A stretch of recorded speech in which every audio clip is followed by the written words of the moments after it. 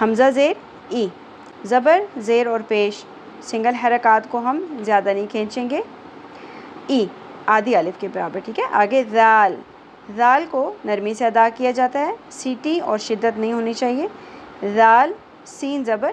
ذس، ای ذس، سین میں سیٹی کا element clear ہونا چاہیے، ای ذس، سین زبر سا، اگین ایک ہی زبر ہے، ای ذس، میں یہاں پر آپ کو دکھائی دے رہی ہے بڑی مد، اور بڑی مد یہاں پر کیا کہلا رہی ہے؟ مد متصل، کیونکہ سبب مدہ حمزہ یہاں پر اسی کلمہ کے اندر آ گیا، ٹھیک ہے، حرف مدہ کے بعد۔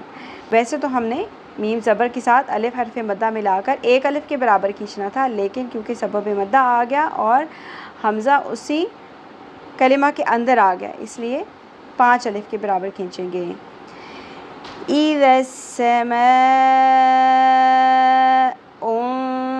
یہاں پر آپ دیکھیں نون ساکن کی آواز کو چھپایا جا رہا ہے، ان لکھا ہوا ہے نا، ان فطرت، لیکن یہاں پر ان نہیں پڑھنا،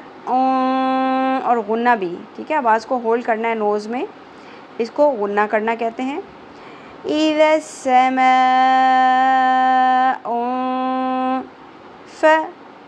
یہ دونوں سنگل حرکات ہے، اور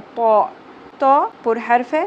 اور تو کی ادائیگی میں آپ نے اتباق بھی رکھنا ہے، تو، ٹھیک ہے، فطرت، فطرت، اِذَا السَّمَاءُ انفطرت،